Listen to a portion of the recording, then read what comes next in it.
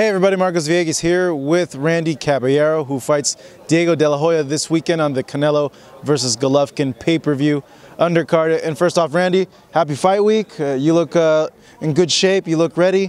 When I saw you, well, that's a good thing. You already beat the number one perceived, I guess, enemy from some people. But when I saw you at the face-off at the beginning of the week with Diego, I saw you like really getting amped. You were like clenching your fists and stuff. Like you were like really pumped. It's part of this territory, man. When you come into the sport, you have to have no love for anybody.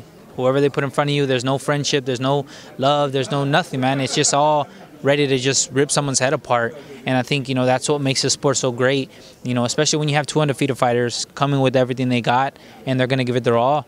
I think, it's what makes this fight so much better. But you know what? Yeah, when you come to face off, man, you have to see the fear in their eyes. You have to bring it out of them. And I think, it does. It does, whether he doesn't want to show it or not. I know he knows he's in for the toughest fight of his career. You know what? He hasn't been in with no one like me.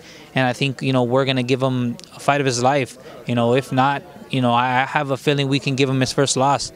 And, we're going to go with everything and give him my all inside there. How much of a relief is it for you, now that you mention it, about the weight, to physically go on there and be like, you know what, this is another mental hurdle. I got this. This is no problem. Like, I've conquered this already. You know what? It's actually not over yet. Tomorrow, after I get on that scale and I make weight, that's when it'll be over. That whole stress relief that I have on my shoulders, it'll be over. Right now, I can get on the scale and I can see 122 and it feels great. But it's not official, man, and that's exactly what happened 2 years ago when I was here. Jumping on the scale the night before, I was only a pound over. I felt good, went to bed, woke up, like my body already felt like I was on weight already. And jumping on the scale, I was 6 pounds overweight, not knowing how to explain what happened, which I wish and pray to God I did have an answer for that, but I just don't. And you know what? I just feel this one's totally different. Coming to Vegas the last time, I lost everything. I'm ready to come back and take everything I left here. I honestly do think there was a little bit of me left in Vegas that night when I didn't make weight. I think there was a little piece of me that stayed here, and come September 16th, I'm going to take that person back with me and keep him with me. This fight then means that much more to you then, because of what you said, right? Like, you want to kind of get over that and not have to think about that, but also, regain that part of you too. No, most definitely. This fight means a lot to me. With the titles on the line, they put another title on the line right now. Those are one thing, but you know what?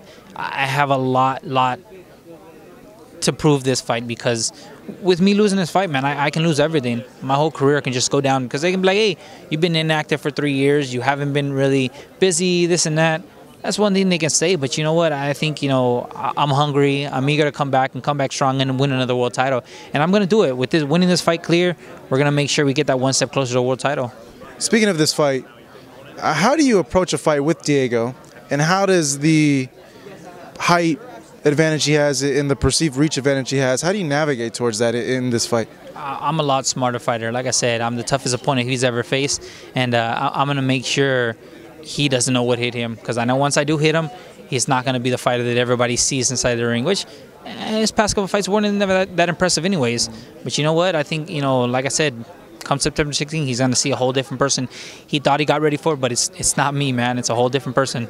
For you, what would you say would be the most important thing you'd want to show the fans the night of the fight about you that you've improved on, or one thing that you want to leave with them?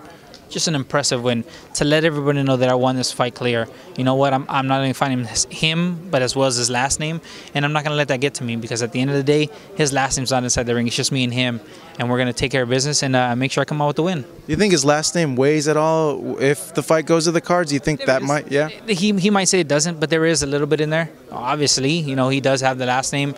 It's his nephew, and they want him to win. But you know what?